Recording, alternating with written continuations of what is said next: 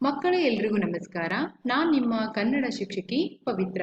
ಮಕ್ಕಳೇ, ಇಂದಿನ ತರಗತಿಯಲ್ಲಿ ನಾವು ಪಾಠ 9 ಮೂರು ಕಲ್ಲುಗಳು ಈ ಗದ್ಯ ಪಾಠವನ್ನ ನಾವು ಅಧ್ಯಯನವನ್ನ ಮಾಡೋಣ.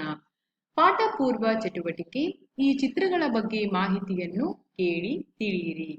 ನಿಮ್ಗೆ ಕೆಲವೊಂದಿಷ್ಟು ಚಿತ್ರಗಳನ್ನ ಕೊಟ್ಟಿದ್ದಾರೆ. ಆ ಚಿತ್ರಗಳ ಬಗ್ಗೆ ನೀವೇನ್ ಮಾಡ್ಬೇಕು, ಮಾಹಿತಿಯನ್ನ ತಿಳ್ಕೊಳ್ಬೇಕು ಮಕ್ಕಳೇ. ಮಕ್ಕಳು ಚಿತ್ರವನ್ನ ಗಮನಿಸ್ತಾ ಇದ್ದೀರಾ? ಇದು ಯಾವ ಚಿತ್ರ? ಈ ಚಿತ್ರವನ್ನ ನೀವು ಎಲ್ಲಿ ನೋಡಿದ್ದೀರಾ? ನೆನಪಿಸ್ಕೊಳ್ಳಿ, ಈ ಚಿತ್ರವನ್ನ ಎಲ್ಲಿ ನೋಡಿದ್ದೀರಾ ನೀವು? ಎಸ್ ಮಕ್ಕಳ, ಇದಕ್ಕೆ ಏನಂತ ಹೇಳ್ತೀವಿ ನಾವು? ನಟರಾಜನ ಮೂರ್ತಿ. ಹೌದಾ? ಈ ಚಿತ್ರ ಯಾವುದು? ನಟರಾಜನ ಮೂರ್ತಿ. ಇದಕ್ಕೆ ಶಿವ ತಾಂಡವ ನೃತ್ಯ ಮಾಡುವಂತಹ ಮೂರ್ತಿ ಅಂತನೂ ನಾವು ಹೇಳ್ತೀವಿ ಮಕ್ಕಳೇ. ನೆಕ್ಸ್ಟು, ಇದ್ಯಾವ ಚಿತ್ರ? ಇದನ್ನ ಎಲ್ಲಿ ನೋಡಿದ್ದೀರಾ ಮಕ್ಕಳೇ ನೀವು? ಎಲ್ಲೂ ನೋಡಿಲ್ವಾ? ನೆನ್ಪಿಸ್ಕೋಬೇಕು, ನೋಡಿರ್ತೀರಾ, ಮೂವೀಸ್ ಅಲ್ಲಿ ನೋಡಿರ್ತೀರಾ, ನ್ಯೂಸ್ ಪೇಪರ್ ಅಲ್ಲಿ ನೋಡಿರ್ತೀರಾ, ಹೌದಾ? ನಿಮ್ ಪುಸ್ತಕದಲ್ಲಿ ನೋಡಿರ್ತೀರಾ. ನೆನ್ಪು ಮಾಡ್ಕೋಬೇಕು ಮಕ್ಕಳೇ ನೀವು. ಇದು ಯಾವ ಚಿತ್ರ ಅಂದ್ರೆ Saint Philomena Catholic Cathedral church. ಹೌದಾ? ಇದು ಚರ್ಚಿನ ಒಂದು ಚಿತ್ರ. ಏನ್ ಹೆಸರಂದ್ರೆ ಸೈಂಟ್ ಫಿಲೋಮಿನಾ ಕ್ಯಾಥೆಡ್ರಲ್ ಚರ್ಚ್. ಇದು ಮೈಸೂರಿನಲ್ಲಿದೆ. ಹೌದಾ? ಇದು ಏಷ್ಯಾದಲ್ಲೇ ಅತಿ ಎತ್ತರವಾದ ಚರ್ಚುಗಳಲ್ಲಿ ಇದು ಒಂದಾಗಿದೆ. ಇನ್ನೊಂದ್ಸಲ ಹೇಳ್ತೀನಿ ಮಕ್ಕಳೇ, ಹೆಸರನ್ನ ನೆನಪಿಟ್ಕೋಬೇಕು ನೀವು. Saint Philomena Cathedral church, Mysuru. ಮಕ್ಕಳು, ಈ ಚಿತ್ರವನ್ನ ಗಮನಿಸ್ತಾ ಇದ್ದೀರಾ? ಯಾವ್ದು ಈ ಚಿತ್ರ? ಎಲ್ಲಿ ನೋಡಿದ್ದೀರಾ ಈ ಚಿತ್ರವನ್ನ? ನೆನಪು ಮಾಡ್ಕೋಬೇಕು ನೀವು. ಇದನ್ನ ಏನ್ ಹೇಳ್ತೀವಿ ಅಂದ್ರೆ ಸಾವಿರ ಕಂಬದ ಬಸದಿ ಅಂತ ನಾವು ಹೇಳ್ತೀನಿ. ಈ ಒಂದು ದೇವಸ್ಥಾನದಲ್ಲಿ ಸಾವಿರ ಕಂಬದ ಬಸದಿ ಅನ್ನುವಂತಹ ಒಂದು ದೇವಸ್ಥಾನವನ್ನ ನಾವು ನೋಡ್ತೀವಿ ಮಕ್ಕಳೇ.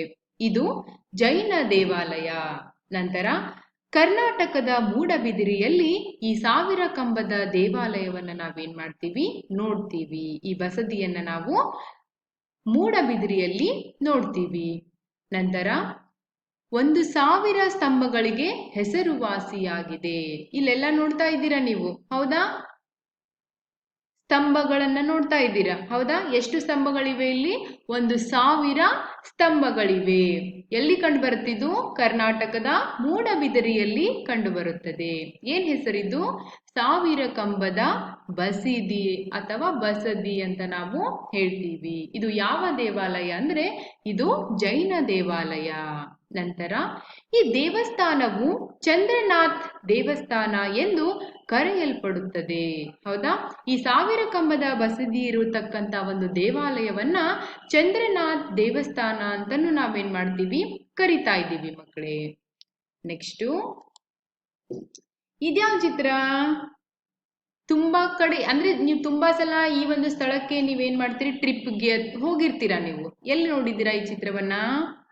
ಗಮನಿಸ್ಬೇಕು, ಚಿತ್ರದಲ್ಲಿ ಕಲ್ಲುಗಳೇ ಕಾಣಿಸ್ತಾ ಇದೆ ಅಲ್ವಾ? ಯಾವ್ದಿದ್ದು ಚಿತ್ರ? ಎಲ್ಲಿ ನೋಡ್ತಾ ಇದ್ದೀರಾ ಈ ಚಿತ್ರವನ್ನ? Yes, very good. ಈ ಚಿತ್ರ ಇರೋದು ಪಟ್ಟದಕಲ್ಲು. ಹೌದಾ? ಪಟ್ಟದಕಲ್ಲಿನಲ್ಲಿ ಈಗ ಕೊಟ್ಟಿರ್ತಕ್ಕಂಥ ಚಿತ್ರವನ್ನ ನಾವು ನೋಡ್ತೀವಿ. ಇದ್ರ ಬಗ್ಗೆ ಮಾಹಿತಿ ಹೇಳ್ಬೇಕಾದ್ರೆ ಕರ್ನಾಟಕದ ರಾಜ್ಯದಲ್ಲಿದೆ. ಹೌದಾ? ಈ ಒಂದು ಚಿತ್ರ ಕರ್ನಾಟಕದ ರಾಜ್ಯದಲ್ಲಿ ಕಂಡು ಬರುತ್ತೆ, ಪಟ್ಟದಕಲ್ಲಿನಲ್ಲಿ.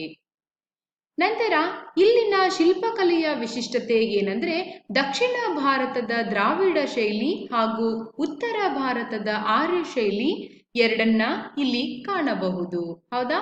ದಕ್ಷಿಣ ಭಾರತದಲ್ಲಿರ್ತಕ್ಕಂಥ ದ್ರಾವಿಡ ಶೈಲಿ ಹಾಗೂ ಉತ್ತರ ಭಾರತದಲ್ಲಿರ್ತಕ್ಕಂಥ ಆರ್ಯ ಶೈಲಿ ಎರಡನ್ನೂ ಕೂಡಿಸಿ ಇಲ್ಲಿ ಏನ್ ಮಾಡಿದ್ದಾರೆ, ಈ ಒಂದು ದೇವಾಲಯವನ್ನ ನಿರ್ಮಾಣ ಮಾಡಿದ್ದಾರೆ. ಅದರ ಜೊತೆಗೆ ಇಲ್ಲಿ 9 ಮುಖ್ಯ ದೇವಾಲಯಗಳು ಮತ್ತು ಒಂದು ಜೈನ ಬಸದಿ ನಾವೇನ್ ಮಾಡ್ತೀವಿ, ಪಟ್ಟದಕಲ್ಲಿನಲ್ಲಿ ನೋಡ್ತೀವಿ ಮಕ್ಕಳೇ. ಹೌದಾ? ಈ ಎಲ್ಲ ಮಾಹಿತಿಯನ್ನ ನೀವೇನ್ ಮಾಡ್ಬೇಕು, ನಿಮ್ಮ ಪುಸ್ತಕದಲ್ಲಿ ನಿಧಾನವಾಗಿ ಅಕ್ಷರಗಳನ್ನ ದುಂಡಾಗಿ ಬರಿಬೇಕು ಮಕ್ಕಳೇ. ಮುಂದಿನ ಚಿತ್ರವನ್ನ ನೋಡೋಣ. ಎಸ್ ಮಾ, ಇದ್ಯಾವ ಚಿತ್ರ? ತುಂಬಾ ಸಲ ಈ ರಥವನ್ನ ನೀವು ನೋಡಿರ್ತೀರಾ. ಈ ಒಂದು ಕಲ್ಲಿನ ರಥ ಎಲ್ಲಿದೆ? ಯಾವ ಒಂದು ಸ್ಥಳದಲ್ಲಿದೆ? ಎಸ್, ವೆರಿ ಗುಡ್ ಮಕ್ಕಳ. ಇದು ಎಲ್ಲಿದೆ? ಇದು ಹಂಪಿಯಲ್ಲಿದೆ. ಇದಕ್ಕೆ ನಾವು ಕಲ್ಲಿನ ರಥ ಅಂತ ಹೇಳ್ತೀವಿ, ಅಥವಾ ಹಂಪಿಯ ರಥ, ಅಥವಾ ಹಂಪಿಯಲ್ಲಿರ್ತಕ್ಕಂಥ ಕಲ್ಲಿನ ರಥ ಅಂತ ನಾವು ಹೇಳ್ತೀವಿ. ಇದು ಹಂಪೆಯ ದೇವಾಲಯದ ಮುಂದೆ ಇರುವ ವಿಶ್ವ ಪ್ರಸಿದ್ಧ ಕಲ್ಲಿನ ರಥ. ನೀವು ಚಿತ್ರದಲ್ಲಿ ನೋಡ್ತಾ ಇದ್ದೀರಾ, ಹೌದಾ? ಇದು ವಿಶ್ವದಲ್ಲೇ ಪ್ರಸಿದ್ಧವಾಗಿರ್ತಕ್ಕಂಥ ಕಲ್ಲಿನ ರಥ, ಹೌದಾ? ಚಕ್ರವನ್ನ ನೋಡ್ತಾ ಇದ್ದೀರಾ, ಮುಂದ್ಗಡೆ ಏನ್ ಮಾಡ್ತಾ ಇದ್ದೀರಾ, ಆನೆಯನ್ನ ನೋಡ್ತಾ ಇದ್ದೀರಾ. ನೋಡಿದ್ರೆ ಈ ಚಿತ್ರ ಏನ್ ಮಾಡುತ್ತೆ, ನಮ್ಗೆ ರಥ ಅನ್ನೋ ತರ ಏನ್ ಮಾಡ್ತಾ ಇದೆ, ಕಾಣಿಸ್ತಾ ಇದೆ ಮಕ್ಕಳೇ. ಇದಕ್ಕೆ ವಿಶ್ವ ಪ್ರಸಿದ್ಧ ಕಲ್ಲಿನ ರಥ ಅಂತ ನಾವು ಹೇಳ್ತೀವಿ. ಇದು ಎಲ್ಲಿದೆ? ಇದು ಹಂಪಿಯಲ್ಲಿದೆ. ಮತ್ತೆ ಭಾರತದ 3 ಪ್ರಸಿದ್ಧ ರಥಗಳಲ್ಲಿ ಒಂದಾಗಿದೆ. ಭಾರತದಲ್ಲಿರ್ತಕ್ಕಂಥ 3 ಪ್ರಸಿದ್ಧ ರಥಗಳಲ್ಲಿ ಈ ಹಂಪಿಯ ರಥ ಕೂಡ ಒಂದಾಗಿದೆ. ಹಂಪಿಯು ಅತ್ಯಂತ ಪ್ರಸಿದ್ಧ ಮತ್ತು ಜನಪ್ರಿಯ ಪ್ರವಾಸಿ ಆಕರ್ಷಣೀಯವಾಗಿದೆ. ಹೌದಾ? ಆಕರ್ಷಣೀಯ ತಾಣವಾಗಿದೆ. ಅಲ್ಲಿರ್ತಕ್ಕಂಥ ಎಲ್ಲ ಕಲ್ಲಿನಿಂದ ಮಾಡಿರ್ತಕ್ಕಂಥ ಮೂರ್ತಿ ಅತ್ಯಂತ ಸುಂದರವಾಗಿದೆ.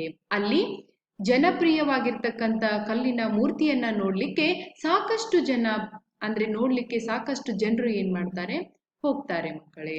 ಇದು ಕಲ್ಲಿನ ರಥ, ಇದು ಹಂಪಿಯಲ್ಲಿದೆ. ಮುಂದಿನ ಒಂದು ಚಿತ್ರ. ಯಾವ ಚಿತ್ರ ಇದು? ಇದು ನಿಮಗೆ ಬೇಗ ಗೊತ್ತಾಗುತ್ತೆ ಇದನ್ನ ನೋಡಿದ್ರೆ, ಹೌದಾ? ಯಾವ ಚಿತ್ರ? ಎಸ್, ಯಾವ ಚಿತ್ರ ಇದು? ಗುಮ್ಮಟೇಶ್ವರ. Very good. ಯಾವ ಚಿತ್ರ? ಗುಮ್ಮಟೇಶ್ವರ. ಎಲ್ಲಿ ಕಂಡು ಬರುತ್ತಿದ್ದು? ಶ್ರವಣಬೆಳಗೊಳ, ಹೌದಾ?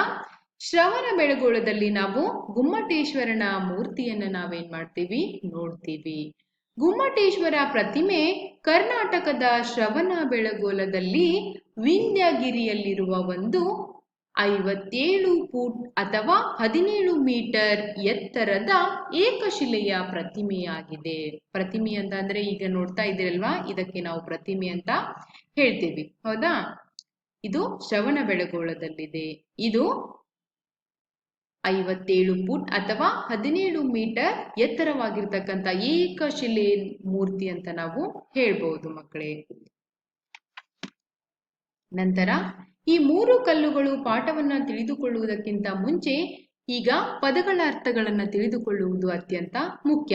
ಈ ಪದಗಳನ್ನ ಓದ್ಬೇಕು, ನಂತರ ಪದದ ಅರ್ಥವನ್ನ ತಿಳಿಬೇಕು.